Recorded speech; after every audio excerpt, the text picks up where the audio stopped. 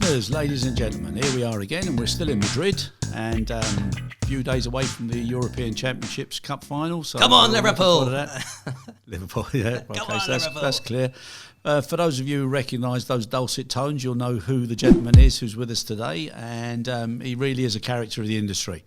It's Mervyn Walker, EVP Operations Support with Menzies Aviation, and Mervyn and myself, we go back well in excess of 30 years, and I don't reference to him as a character lightly. He's definitely one of industry's rich and fun characters. So Mervyn, lovely to have you with us. Christopher, really appreciate it. great to be here. Like when you said come to my suite, when you said come to my private suite, I wondered what I was in for. Yeah. I thought it was going to be more exciting than this, but hey, here we are. You don't know what's coming, Mervyn. It may well be. And as you said earlier, who knows where the eggs will end up. I don't know if people can see, but there are 4 chocolate eggs there, so I wonder what they were for, yeah. It's just to tempt you, Mervyn. It's to tempt you. Right. First question. Why, seriously, did you agree to come on the podcast?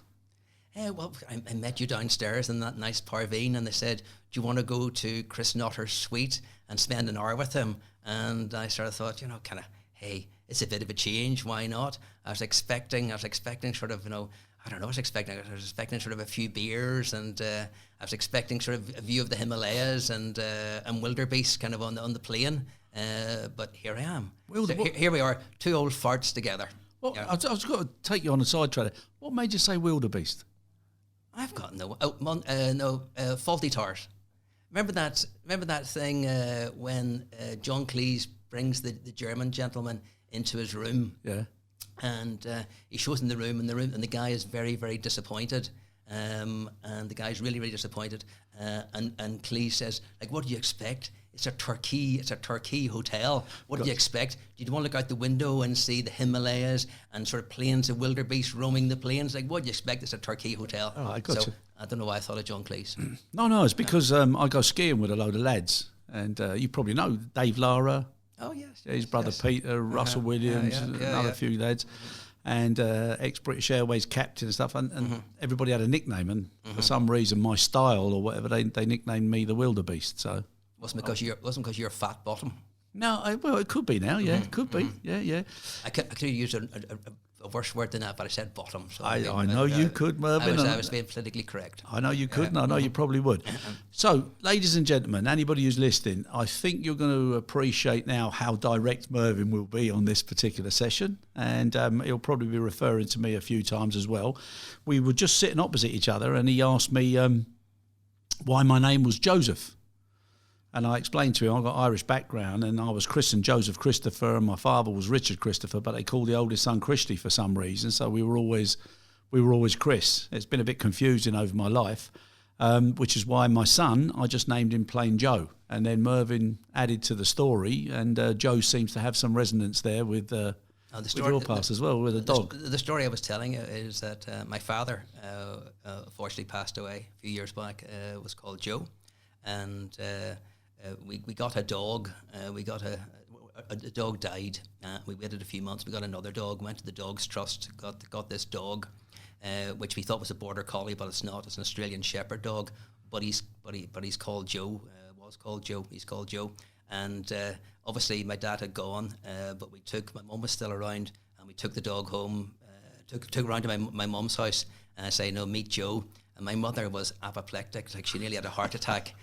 She said, you can't, your father's only gone, your father's only dead not so long ago, and you bring a dog home called Joe, you must change his name. I said, what can we do? What do you want to change the name to? It's like anything, Fergus, Ryan, Patrick, call it whatever you want, but you can't call it Joe. I said, but we can't, like the dog's 3, the dog will never come back, he'll just run away. So after a while, my mum got used to Joe the dog, and we all love Joe the dog. And Joe. Unfortunately, my father's not, but Joe the dog is still going strong. Ah, that's great. And just be able to open the door and call, Joe, come home. Yeah, no, that's good. It's good. Mervyn, been in the industry a long time. How did it start for you, and why did you get into this industry? Oh, by accident. I did my A-levels, and I went to college to do quantity surveying. Yeah. I have no idea why. And after a year, I thought it was boring. I didn't like it at all, and I left. After sort of 1 year in the exams, I left, and my mother was appalled. And I went off, and I lived in Belfast, and I got a bus to Larne, went to Stranraer, went down through England, went across in the ferry into Belgium, and ended up in Venice. And my mother was on to me all the time. You need to get a job. You need to get a job. You can't bum around Europe. You need to get a job. So eventually, I wasn't away that long. I eventually came back, and she was cutting clippings out of papers, and she wanted me to be a banker. A banker. I got it. Got it. She wanted me to be a banker, join the bank, or she wanted me to be a civil servant, or some of those things. And that didn't really sound that exciting. And just by luck, there was an ad for Aer Lingus. And Aer Lingus were looking for a cargo sales guy to cover Northern Ireland. And I saw it, and I applied, and I went to Dublin. And there was 2 jobs. The passenger job was a much more sexy one than the cargo one. Yep. And I applied for both. And for a good friend of mine, I think he still works for Flybe, Paul. So he actually got the passenger job, and I got the second job, which was the cargo job. So just by luck, I joined Aer Lingus Cargo, and that was in a long time ago. I'm 59 now. That was in 1980. It was 1980. So I joined Aer Lingus Cargo just by complete accident. And at what point did you think to yourself, I love this business, this is for me? I have this conversation all the time because one of the big things in our business is staff turnover and getting good staff and keeping good staff. And we always think that if we can get people to stay about 18 months, they stay for life. And like our staff turnover is like a pint of Guinness. The big black part, the people just stay with us. The cream part is the bit where staff keep turning over. And in some places you can have quite high staff turnover. But if we can get the people from the white part of the Guinness into the black, into the main body, so get off the top, get off the head, get into the main body of the Guinness, you actually stay, and people just stay for life. So I think I loved it early on because it's entrepreneurial. You can make decisions quickly. The sector's full of great people. It's full of great people, fun people, interesting people. And I've always just loved it, and I've done nothing else. I was out still in the sector, but I left Menzies 4 years ago, and I've just come back, and I had 4 years sort of doing private equity and various things. Yep. But I did have a fun year. I was the chairman of Malahon, the GSE manufacturer in Ireland, owned by Ronan and Niall, and I was there for a year. And obviously Ronan now is the chairman, so I was there for an interim year. But that was fun. It was still in the sector. It was still obviously aviation, still GSE. But that was different because I've been used to services. I've been used to cargo handling, ground handling, lounges, and now fueling. But that was mad. They actually make stuff. Yeah. So that was I used to go down to the plants in Dungannon, and you go in on a Monday morning, and I was only part-time chairman. But you'd look around and you'd see all this aluminium and steel and sort of all these parts coming in just in time. And then if you went back 6 weeks later, that raw aluminium, that steel, those parts were a catering truck. Yeah. So that was just fascinating. So all my life I've been sort of services, but I had 1 year actually sort of helping. I'm not sure I helped that much, but I had 1 year sort of watching guys making stuff, and that was great fun too. But then again, it was in aviation. It was in the sector. And basically, it's a great sector. It's full of great people, fun people. Yeah. And I've never don't think anybody else would want me. I don't think I can do anything else. Menzies did. Menzies did come back. Yes. So on that, and coming back, and most people always have regrets or whatever, and they think, I wish I didn't or whatever. But very seldom do people go back. What was it that convinced you to go back? I think, when I left Menzies 4 years ago, I have a Menzies pension. I still have quite a few Menzies shares. And Menzies, it's all about the people. So the people kept in touch, whether it was Alistair Reid in Australia or John Redmond in the United States. Basically, there's lots and lots of John Henderson in the UK, Dave Beekman in Amsterdam. Oh. So there's such great people, and they kept in touch. And I was off doing stuff for private equity and doing projects and doing the bucket list. And we'll come back to that later. And then one day, sort of, not so long ago, Giles Wilson. Giles is the interim CEO, and sort of obviously Giles would hope, and we would hope he'd get the job. But Giles is interim CEO, and a guy called John K.I.S. is the company secretary, and a nice lady called Claire Hall, who I didn't know before, is the HR director. I got a call from each of them. Would you come back? And I sort of thought, are you serious? Like, are you serious? Are you for real? Do you want me back? I said, yeah, we'd love you to come back and help. So I went and met them in Edinburgh and had a good chat. And they said, come back. I'd like to come back and help. And here I am. That's amazing. And it's great. And it's great to be back. And people ask you what it's like, you know. So I've been called everything from a bad penny turning up again into a prodigal son. So I've got that whole spectrum of descriptions of me. The boomerang man. The boomerang. You've used that one. The boomerang man's come back. So yeah, and lots of things are better, much better.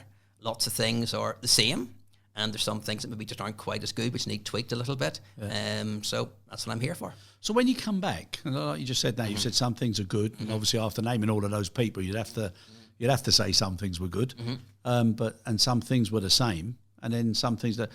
Why do you think things haven't either gone, you know, hugely forward or in a different direction, or was that the strategy that was there when you were there, or was it all planned? Or basically the business has gone. The business has definitely gone forward.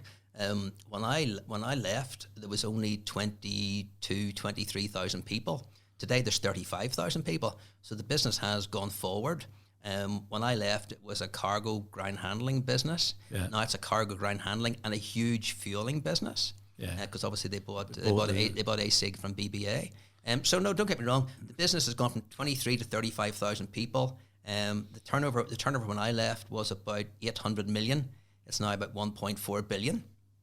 So basically, the business has taken great strides forward. And basically, I'm here to. I said basically. My wife Linda always says, kind of, it's one of your habits. Say basically. If you hear me say basically again, hit me with something. Throw one of those eggs across. Yeah. So I'm back to help with to develop, to help integrate, and to help and help the guys.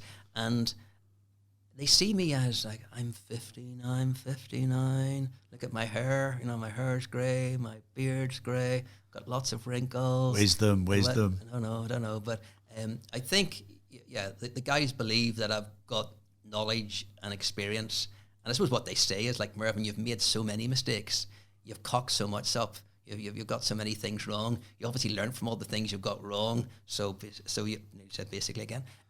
So you can help us obviously avoid some of the mistakes you've made and help us in the future. So I'm 59. I'd like to sort of be here for a few years and help, but I'm not going to stay till I'm 70, obviously.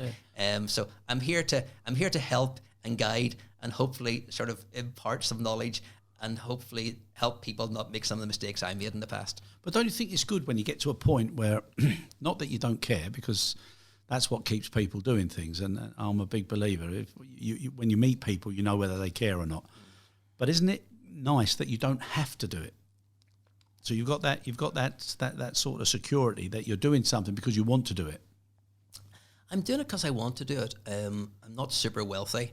I've always done okay. I think when I was in Service Air, when I was in Menzies, when I was in Aer Lingus, I think I got bonuses most years, apart from maybe like 2008 when the world hit a wall. So through my life, I've been well enough paid, and I've got bonuses and long-term incentive plans, but I'm not super wealthy at all. I don't know. I've looked at that jacket with that little kerchief in it. You like that, yeah? You're looking well, son. I took the tartan jacket off, yeah. You're looking well. I thought, Menzies tartan, that's it. I thought I should wear that. So, but no, I don't have to. That sounds a bit arrogant. I don't like the sound of that. I don't have to work, but I don't want the brain to go to mush. Yeah. So I want to do something, and when I was off doing the sort of 4 years, the projects, the private equity stuff, my thing was, if someone rang me, I didn't ring anybody. If someone rang me, that was a good start. So if someone would ring me, and I would sort of think, I had 3 tests. Does this project sound interesting? Yep. Okay. And then can I add value? Is it interesting? Can I add value? Okay, tick that. Who's it for? who am I going to work for? You know, is it someone I like, someone I respect, someone I want to be with? If it's someone I don't want to be with, I'm not going to do it. And then can I make a few quid from it? So that's what I was doing. And I'm back again to Menzies, and great people. And I think I can help in certain areas and make a difference. And because when the day comes, if I think I'm not making a difference, I think I'm not adding value, I think I'm just some old fart getting in the way. Like I want to be the first person to say, I want to tell them, not them tell me. I don't want anyone ever to say to me, you know, basically you're past it, you're a has-been, get out of here, you're in the way, come on, you're past your sell-by date. Yeah. Hopefully I want to see the sell-by date before someone else sees it. Yeah. But don't you think though? I mean, and again, going back 30 odd years. When you're starting off and you see certain people, you think they're absolutely wizards, you know, and you look at them, but they make mistakes. Everybody makes mistakes. But I also believe that if you want to learn from someone, you've got to learn from someone who's made mistakes and has got a little bit of experience. Do you know how I just saw downstairs? When I was coming to your lavish suite, in case people can't see it, obviously kind of lavish suite, sort of Chris is in here, or Joseph Christopher.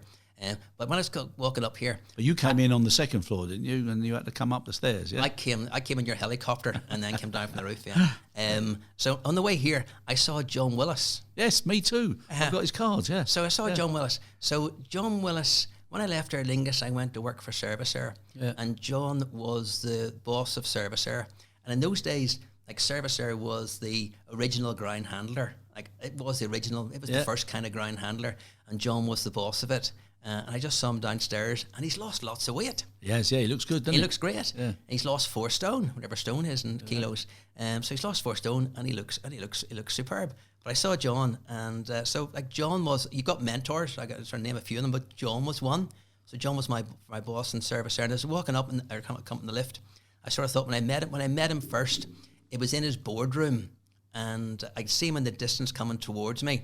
And it was in his boardroom, it's just been redecorated. I've forgotten this, just been redecorated. And they got all done this nice new plush carpet, etc. And I just lifted a mushroom vol au vent. That was an eye posh. Yeah. And I was about to put it in my mouth, and I dropped it. And I dropped it on his new carpet and went all over the carpet. And he came across and said, "You must be Mervyn Walker then." And I said, "Yeah, sorry about the carpet, John." I wonder if he remember that. But first time I met John, I was trying to scrape mushroom vol au vents off his carpet. Yeah, no, we're going to get him on. Oh, super. He'll be much more interesting than me. No, but ask him about, first time I met Mervyn Walker, if he remembers, I was scooping mushroom vol au vent off his carpet. That's a great one.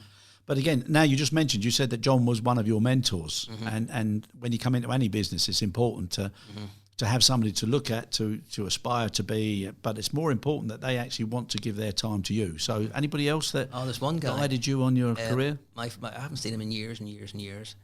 My first job in Aer Lingus, there was a guy in Belfast he wanted to be called Pat Rutherford, but we all called him behind his back Patsy Rutherford. And Patsy Rutherford was from Ballybuffet in Donegal. Ballybuffet? Ballybuffet in Donegal, across the border. Across the border from Derry, or London Derry, whatever you want to say it. And he put the customer first all the time. Yeah. And I can tell you a couple of his stories.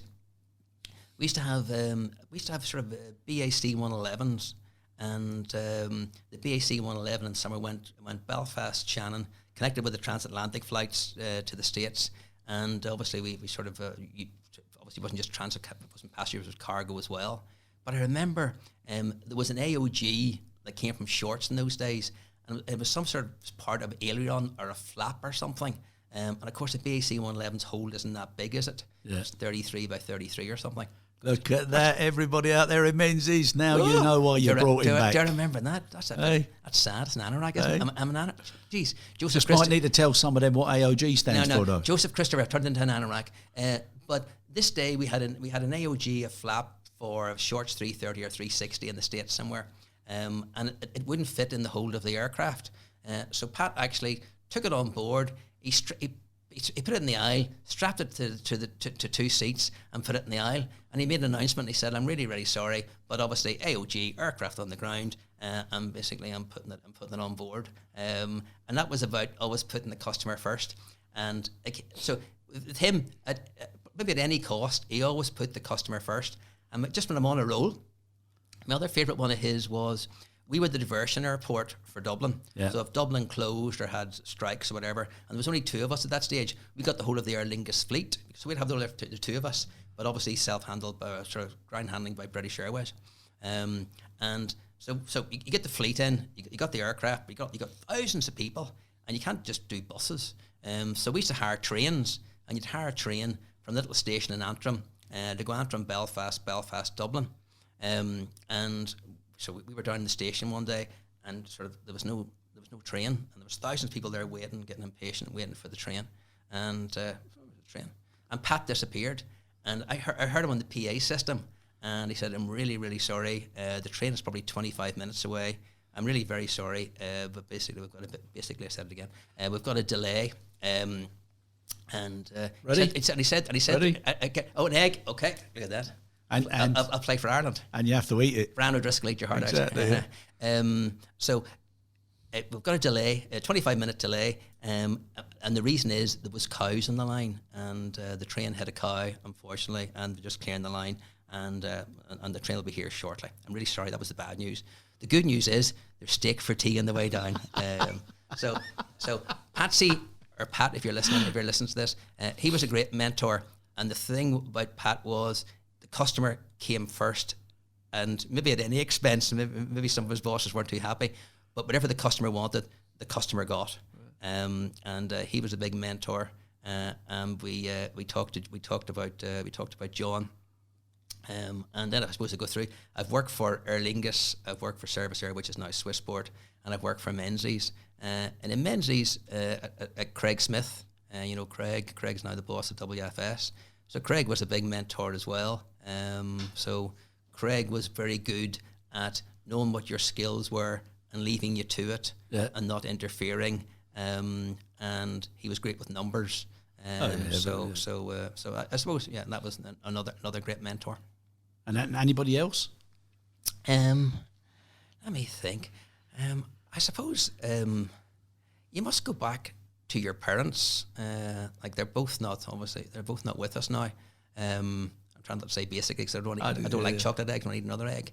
The thing I probably touched on with you earlier. My parents always taught me. I'm from Belfast. Well, it is. Thanks for clearing that one up. Clearing up. And I was born in Belfast and went through the Troubles. I was born in the Troubles. And in those days, it still is a little bit about Catholics and Protestants. So my mum and dad always brought me up about treat everyone the same. You get good Catholics, bad Catholics, good Protestants, bad Protestants. Everyone's an individual, and treat everyone the way you want to be treated yourself. And that's the big thing for me. So if I try and treat everyone the way I want to be treated, I think Menzies can be world class. And Menzies has got 216 stations.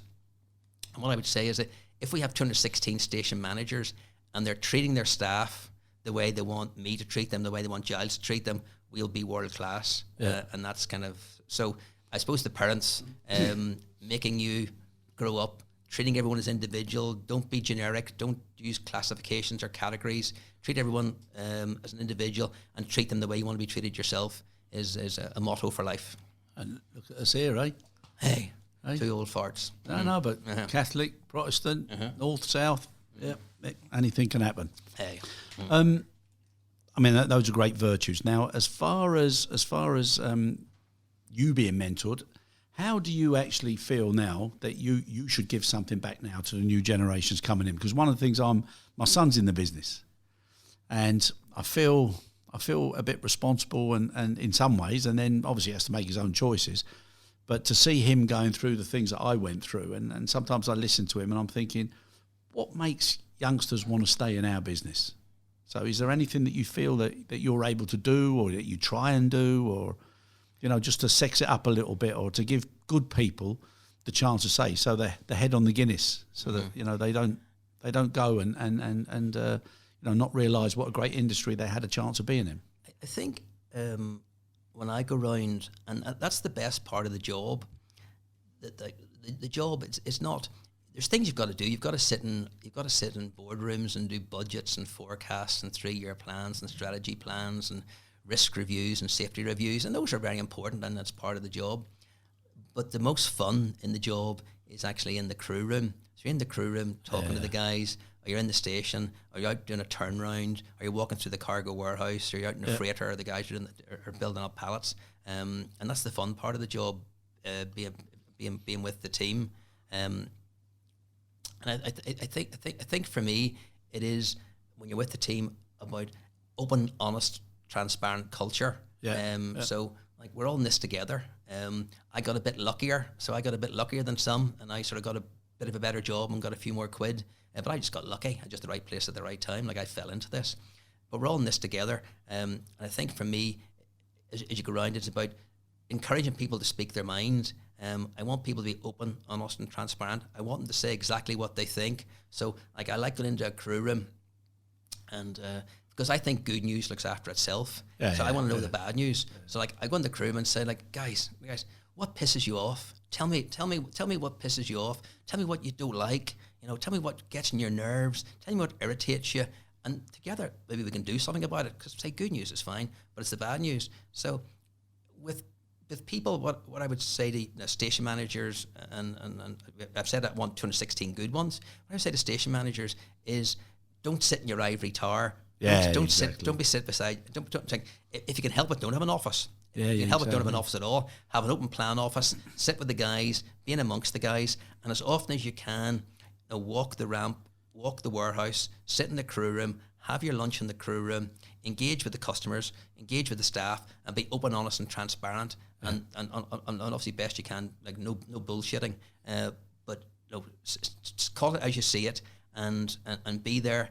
And I think in crew rooms, always when you ask, I said, please ask me anything. There's some things I can't tell you.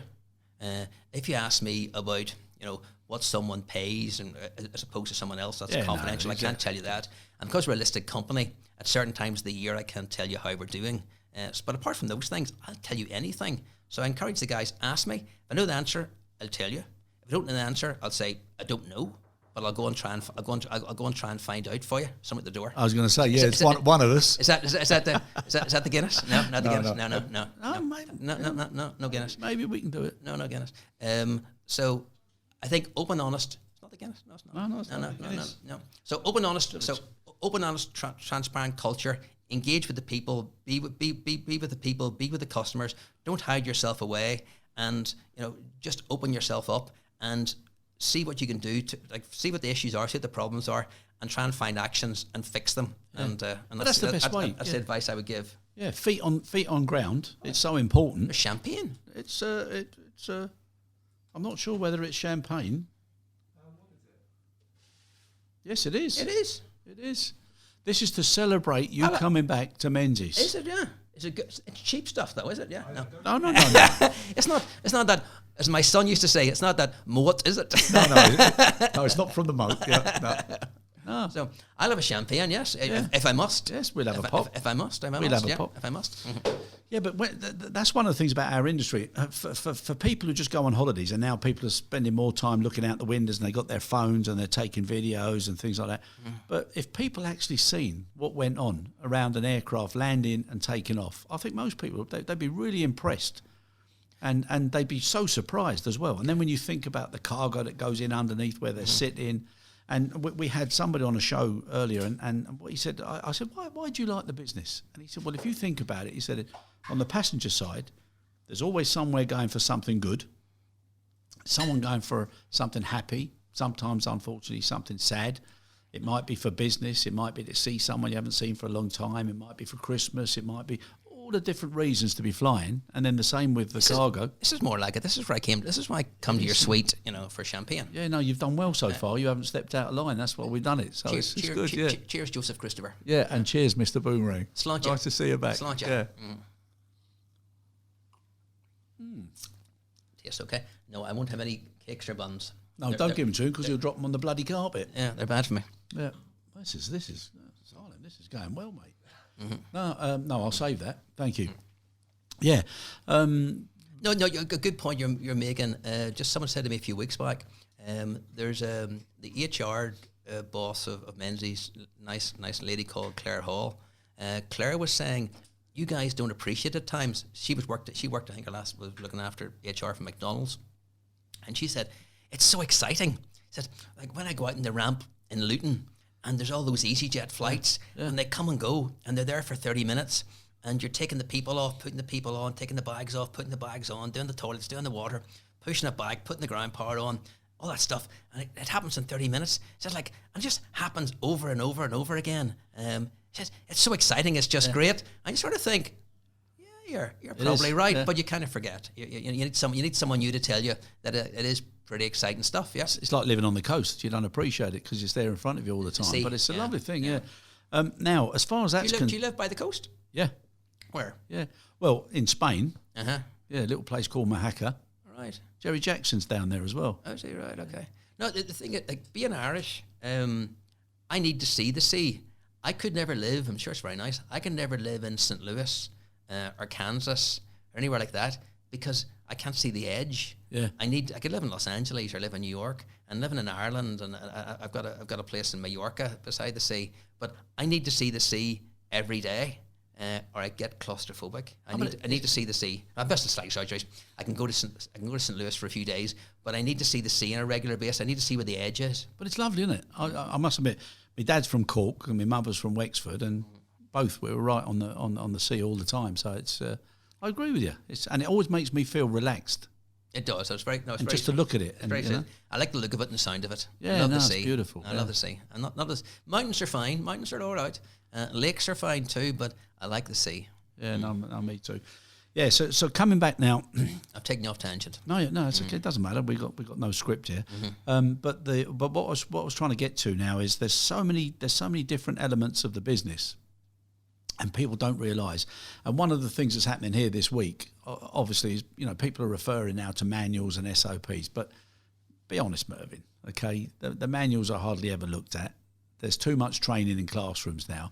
We've got to do something different. We've got to modernise a little bit and make things more interesting for people and also more consistent. And for the life of me, having worked with carriers and with ground handling agents, when I was on the ground handling agent side, I'm looking at some of the people who are telling me, and we want you to do this, and we know you do it this way for 9 of the carriers, but we'd like you to do it this little way.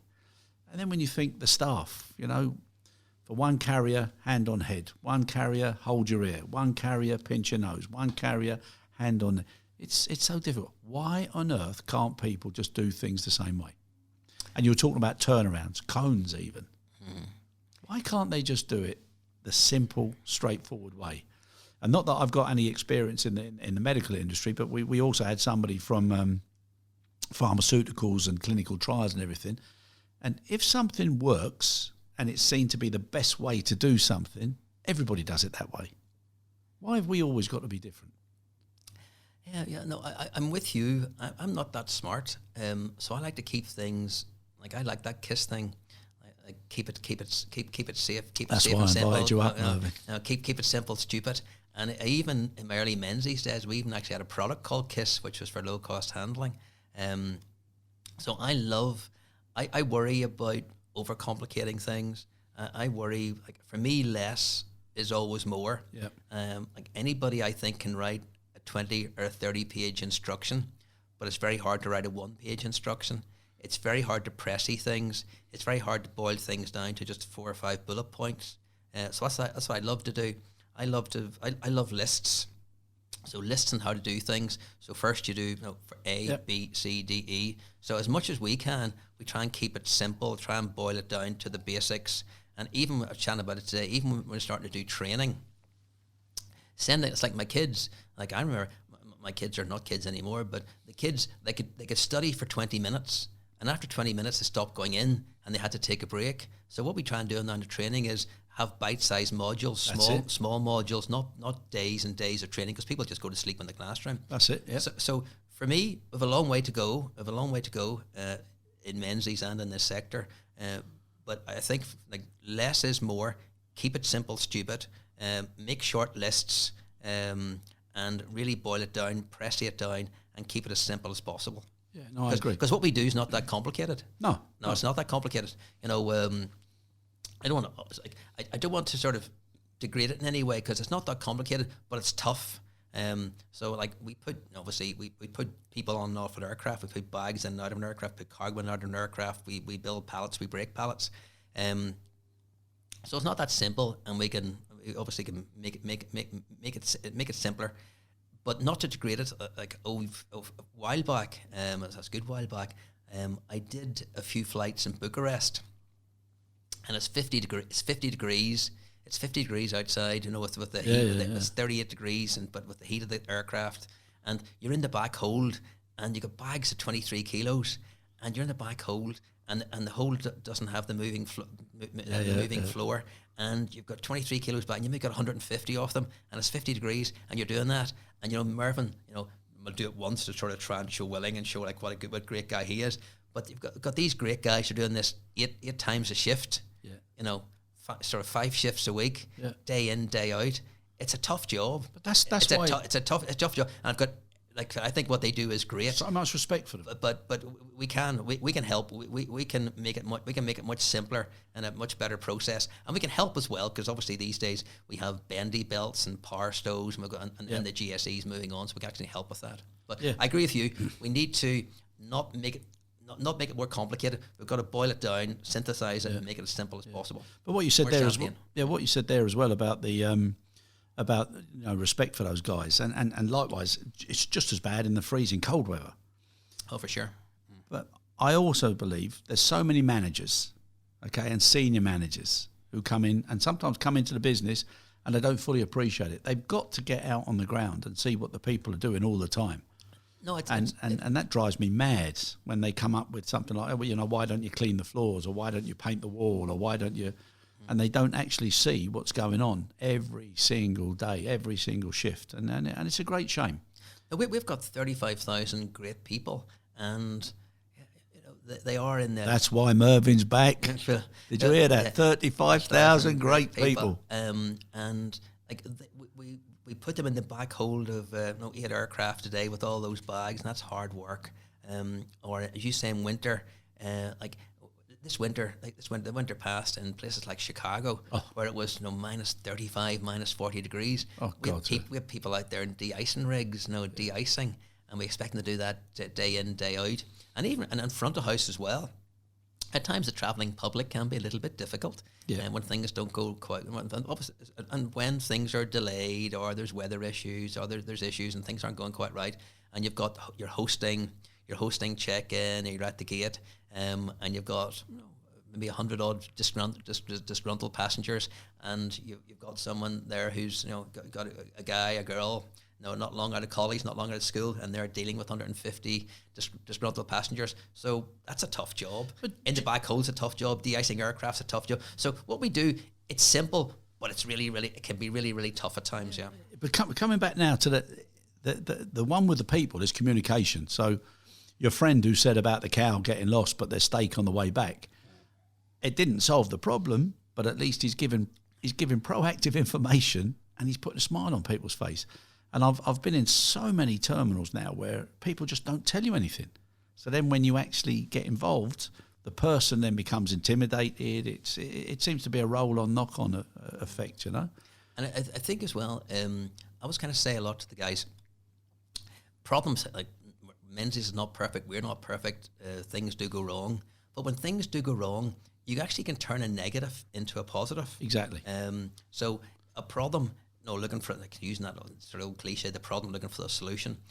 But if you can turn a negative into a positive, and come out of it really well with a good plan, and you've looked after the customer well, you're probably in a better place after the problem than even if you hadn't had a problem in the first place. Yeah, exactly. So definitely you can turn a negative into a positive, and that's why you should always look at it.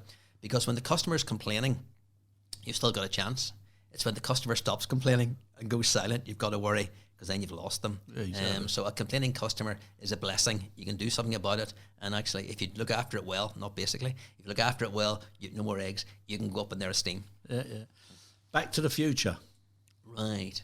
And now that you've come back to the future, and you've also had that 4 years, and you've seen some change, no change, etc.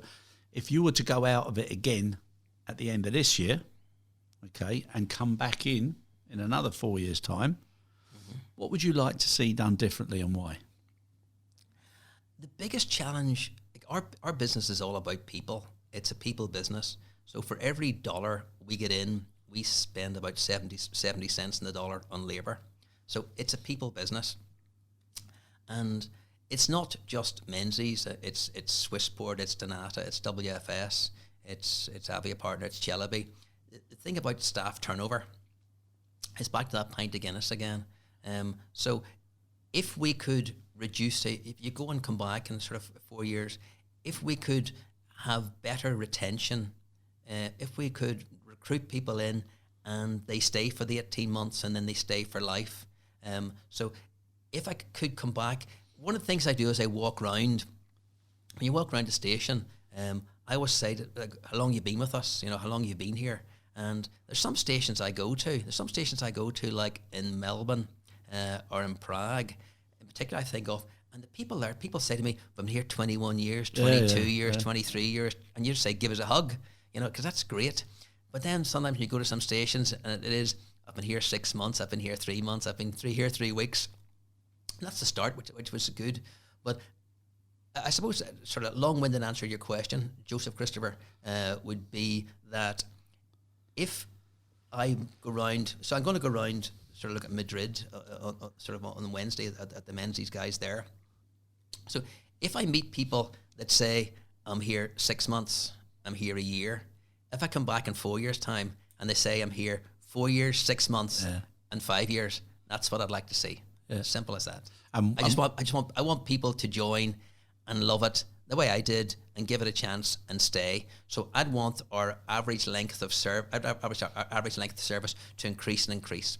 So if it was a cake and you had to put the ingredients of longevity and loyalty and everything else, what would the ingredients be that you'd like to now see added to the Menzies cake?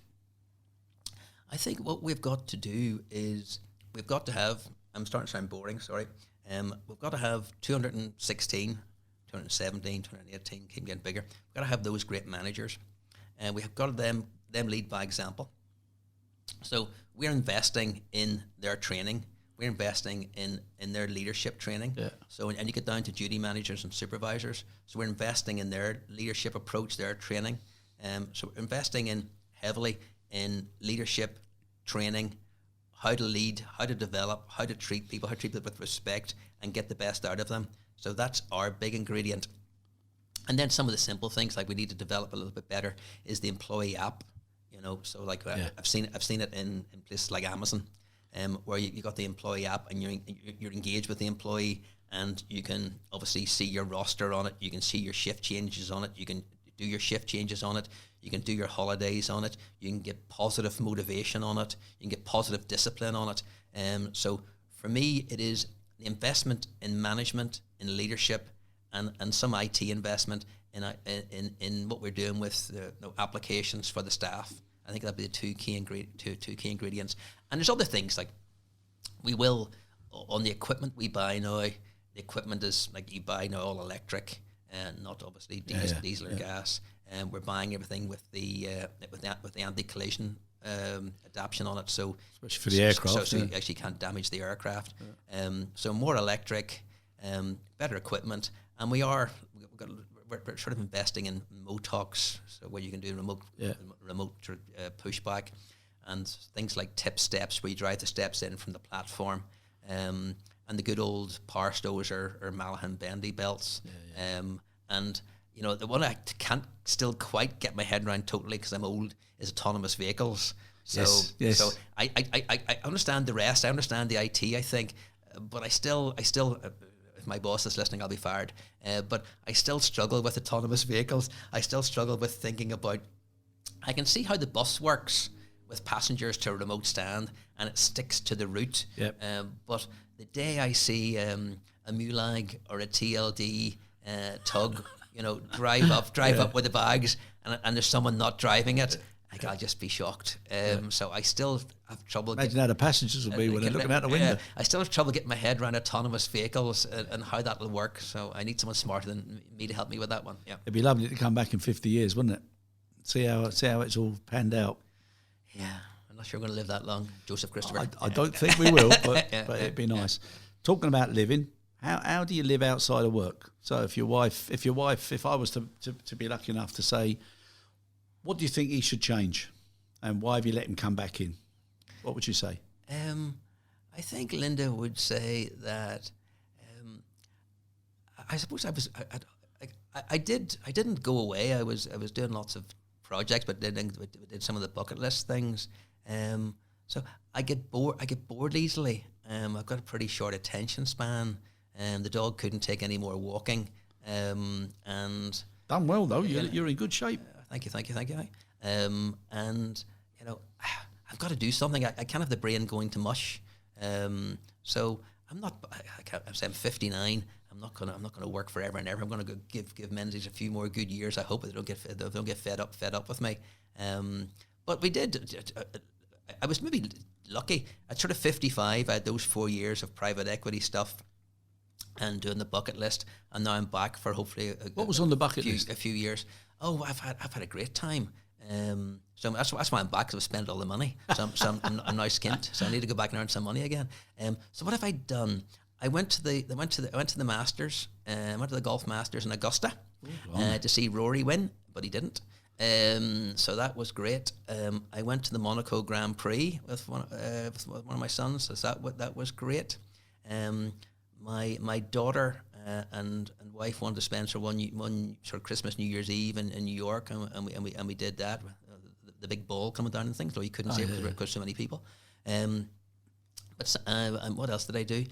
With my oldest son, we rented a Jeep and got a tent, and we flew to Darwin, and we drove 500k out into the middle of Australia, and we did the Outback experience. We did that.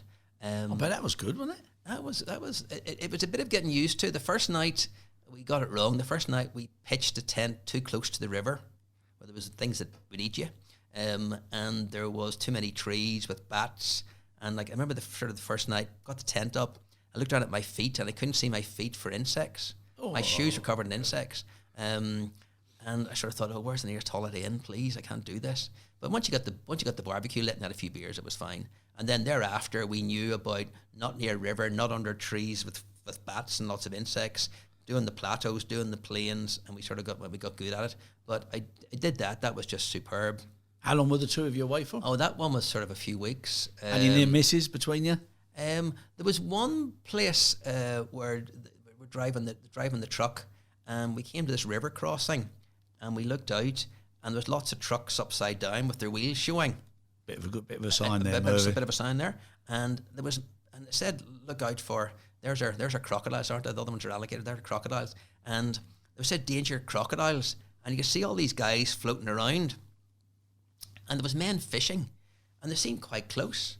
And the guy said to us, "Don't go that close. They're mad." Because quite often because I think a crocodile can move 38 times quicker than we can. It just comes and takes your head off. So we nearly lost it. So like at a river crossing, we were smart. We saw what happened in the Jeep, and we didn't go too close and get our heads knocked off.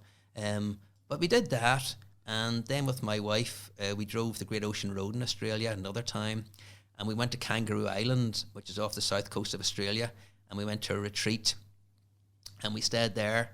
I've got to ask, why is it called Kangaroo Island? It's Australian, I suppose. There was lots of those chaps, but. Don't tell. I can't remember who we rented the car from, but whoever rented the car said you can't take this car off road.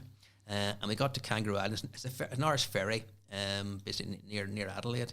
You get across this island, and then we drove for 2 hours, and then we drove for about 45 minutes down an orange dusty track to the house. And you're driving down, the sun was setting, and the kangaroos were bouncing across the road, and the koalas were hanging out of the trees. And we got to this house, and there wasn't anybody within about 40k of us, and you had all your food and stuff, and there was a satellite for the TV and things.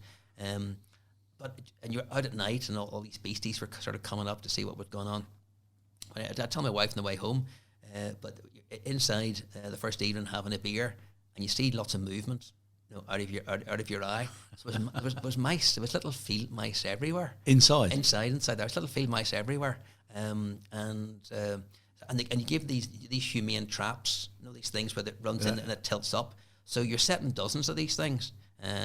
But the thing was, it was a stone floor. So all night, so you catch the mice, but all night, you hear them. So in the morning, you were actually getting you're taking them down to the ocean front to let them out. But you know what? Little buggers were actually back at the house before you were. And like at night, one ran over my head. So we did that. We did that. But maybe the best part of the bucket list. Maybe the best part of the bucket list was I went to Chicago to Soldier Field, and I saw Ireland beat New Zealand for the first time. But so for the very first time in all those years, I was there when Ireland beat the Kiwis, beat the All Blacks, the very first time, and we went and we thought if we can keep the score down to 20 points difference, and we just had a great day. Like Ireland turned up, maybe the Kiwis didn't quite turn up. The Kiwis had a few injuries, and Foley, who was one of our number 8, had died just before it. Yeah, and the guys were playing for the team, and they did the figure of 8 when they faced the Haka, and that was just I cried. Emotional, wasn't it? I just cried. And then I also went back to Australia, and I saw Ireland beat the Aussies in the tour. So I missed Brisbane where they got beat, but I was in Sydney and Melbourne when Ireland beat the Aussies on the tour. I was about this time last year, beat them 2-1, and they hadn't won down under, ever. So that was some of the best. And also, I was in Bilbao about this time last year and watched Leinster. Beat Racing 92 in the, I think it's still called the Heineken Cup in the European Cup final. So I was there when Leinster did that. You going to Japan? I'm saying to my boss, the first match I think is Ireland-Scotland. You know, and the Scots and the Irish and Menzies is a Scottish company. So I'm saying to Giles all the time, I definitely think it'd be a good thing to do to take customers to, and I'm sure the customers would love to go, and they'd like to be there, and they'd like me to obviously sort of be with them to enjoy the experience. So I'm trying hard to encourage Giles that it'd be a good thing to do. No, I can believe that. I think it makes a lot of sense, Mervyn. No. A lot of sense, mate. Give Giles a shout. Give Giles a shout. A lot of sense. And tell him. That's the way to do it. You can come too. Yeah, you can come too. Send you a patty. Yeah, I'd love to go and do that. Right, so just taking you off a little bit track now, okay. Linda, if I was to say to her now, what's the music that would make Mervyn straight up out of the chair onto the dance floor, what would it be? Leonard Skinner, Freebird. Leonard Skinner, Freebird? Yeah. Yeah. I don't know. I don't know if that's is that totally politically correct these days. I don't know. But Leonard Skinner, Freebird. Yeah. Yeah. And I love I've always. I don't know. It's just that the driving rhythm, the guitar solo at the end. So Leonard Skinner, Freebird. I just love it. Yeah. What we do at this time is we ask the guests to give us a little rendition. Oh, I can't do that. No, like you should know this being an Irishman. All Irishmen can sing, except me. I can't at all. We got loads of family that can, and obviously we're what they call plastic paddies because both the parents born there. We spent a bit of time there. We went to school there for a little while, but I was born in Chiswick, so that's very posh. No, it is now. It wasn't then. It wasn't then. No, but you never. Do you know what I'm saying? When we were growing up, me and my brothers as well, it was the same sort of thing. You're always proud to be Irish, and then. Then you're not mixed. I've been used to the best parties are always in the kitchen in Ireland, and being there, and everyone can do a song, do a turn. No, exactly. Except me. I can't. I have cloth ears or something. I can't. I can't hold a note. It's horrendous. And I would love to sing. Oh, I'd love to. I'd love people to sing or play an instrument. Yeah. It's incredible. So that would be the music. Now, what's the next big celebration that you've got? That's an easy one. We've got three kids, not kids anymore. But Leah Leah's at Edinburgh doing chemistry. Oh, nice. So Leah finished her finals 2 weeks ago. So hopefully she's passed. I'm sure she's got a job lined up. So hopefully she'll be off the payroll as well. And her graduation is in Edinburgh on the 1st of July. Oh, fantastic. So the next big sort of celebration is the 1st of July. Well, having said that, I've got a son, obviously, who lives in Australia. So he hasn't been home for over a year. So he's home in 2 weeks' time, and it's my middle son's birthday. So we're having a bit of a birthday party, and Leah, so we'll all be there, because not often the family all get together. So Connor Ryan. I've got a Daniel Patrick, a Connor Ryan, and a Leah Claire. Or we have, Linda and I have. So Connor Ryan's, let me get this right, his 27th birthday is coming up. So that's a party on the 8th of June in Belfast, in Cypress Avenue, where Van Morrison sings about. So it's there.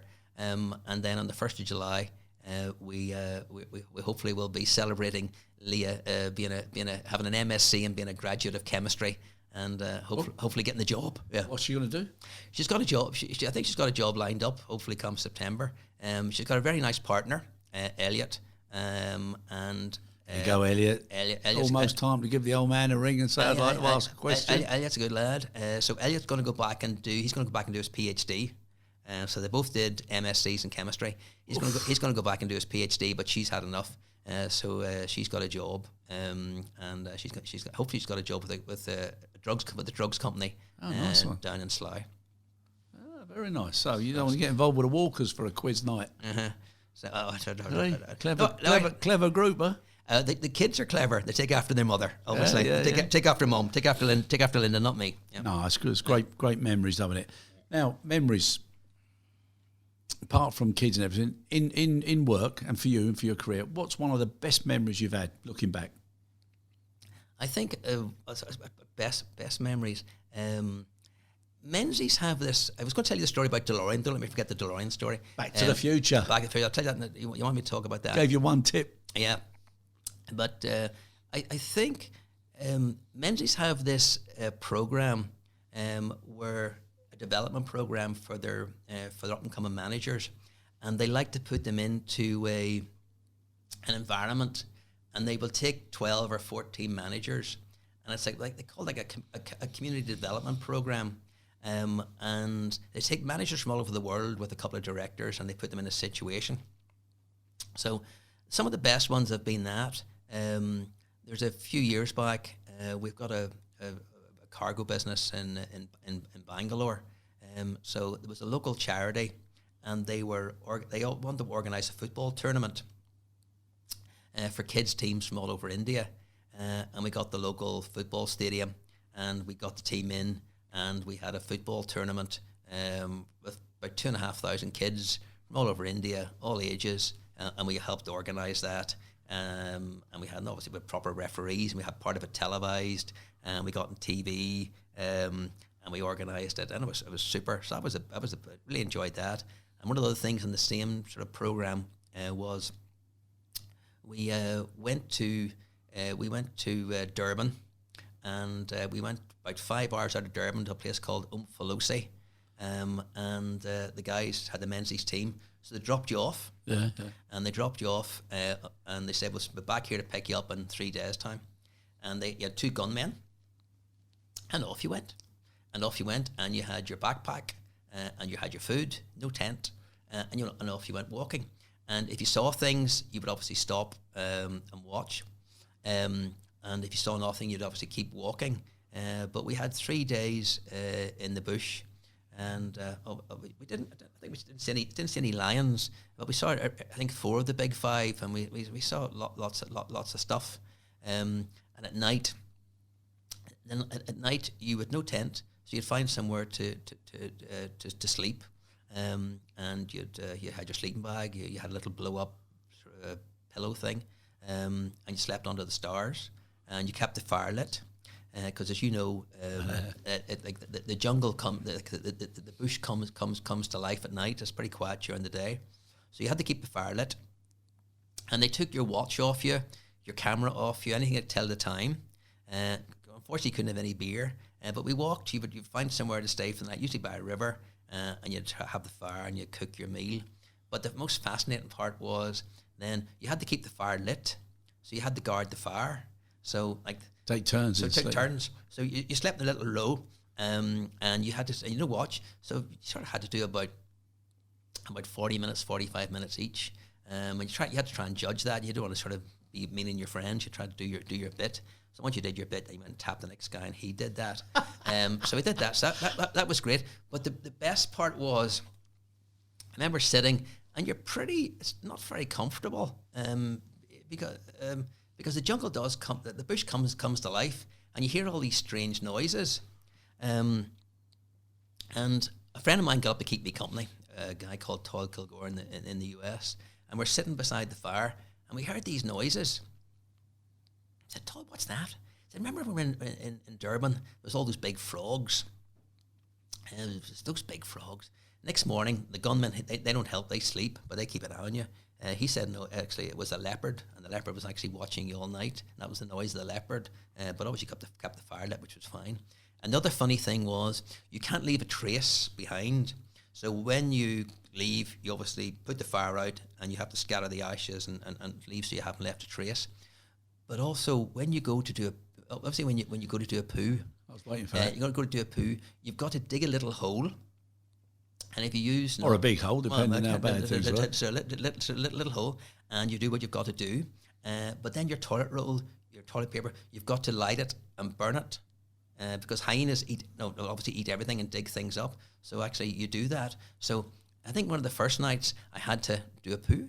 And can I say poo?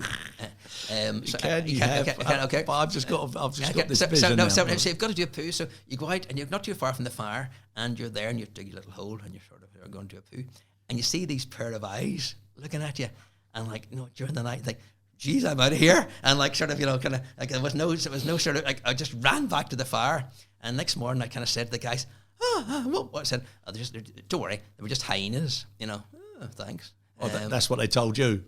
So some of the best experiences in Menzies have been those community team building things where we've organised football matches in Bangalore, or being dropped sort of basically in the middle of the African bush and having to, well, it wasn't that hard to survive with 2 gunmen with us, but that was maybe some of the best memories. Yeah, that's fantastic. Mm-hmm. You reminded me of an Abbott and Costello sketch where they had to take turns in sleeping. Mm-hmm. And we had a similar issue. We were playing against a Scottish team, and we were up in Edinburgh, and we were in one of the bars, and one of the lads, he fell asleep in the bar. So we carried on drinking, and one of the fellas said, right, my round, so he got the drink. So, right. And then at one point, we all looked at each other, and we looked at the lad who was asleep. His name was Dave. He might not even know this, but his name was Dave. We said, Dave. He said, what's that? We said, it's your round. So up he gets his wallet out, he bought a round, went back, within a couple of minutes he's asleep again. So by the time we finished again, we all looked at each other and we thought, Dave, tapped him on the shoulder again, up he got. He had no idea about time whatsoever. And the next morning when everybody got up, he asked everybody, he said, how much did we spend last night? He said, I spent a fortune. Poor old Dave, he slept too much. So a little bit similar. Memories now. You said the good ones. If people were asked, what would their memories be of you? How would they describe things, Mervyn? Oh, that's someone else. I think I don't know if I'm a little bit of a Marmite character. I think some people like me and some people don't. I think, but who am I to say? I think I like to get things done. I like to make lists. I like to action lists. I like to make decisions. I like sometimes to make the wrong decision rather than no decision at all. More champagne. Yeah, that's it. Keep it coming. So I like action. I like decisions. I like to do things quickly. Sometimes my boss would say I do things too quickly, don't think them through. But I just want to keep things moving moving quickly. So if, like, how you'd like to be, it sounds like I'm going to die. No, of course not. But just that, But if you want to be remembered, like, I remember sort of a big idol of mine where I grew up was George Best. Oh, and he just wanted to be remembered as a great footballer, which is fair enough. So I don't want to be remembered as a great ground handler. I'd want people to think that I was open, honest, transparent, consistent. So if I was, what you see is what you get, open, honest, transparent, and consistent, I'd be happy enough for that one. Oh, no, I'd say, like I said, from the first time, 30-odd years ago, to every time, I would say, no, you're very direct. Very direct, but also, you're good company, Mervyn. Thank you, Joseph Christopher. It's a pleasure. And I've enjoyed the time. Now, if it was to write a book, okay, and I said I'd pick a title for you, what would the title be if you were writing it? If it was a little biography of Mervyn Walker, what do you think you would pick? Writing a book about myself? I did it my way. Yeah. Frank Sinatra one, yeah. Definitely. I like that one, yeah. Well, I moved from the Boomerang to It's All About a Pint of Guinness to give me a hug. But I definitely think with your character and the impact you've made, Free as a Bird is definitely the title. Leonard Skinner. Yeah, Free as a Bird. No, or Sweet Home Alabama. it's been an absolute pleasure, Mervyn. Thanks very much for coming on board. Lovely, Chris. And before we finish, if anybody wanted to get in touch with you or Menzies, how would they do so? If you go to the Menzies website, or Mervyn.Walker at menziesaviation.com. So Mervyn.Walker at menziesaviation.com. I'll answer your email. I answer all emails before I go to sleep. I can never go to bed with emails in my inbox. I must do them that day. So if you email me, I'll email you back the same day. Right. So anybody who wants to keep Mervyn busy, now start writing a load of emails. You know what he'll be doing. Mervyn, thank you so much. Absolute pleasure. Thanks, Joseph. Christopher. Appreciate it. Okay. See you soon. Bye-bye.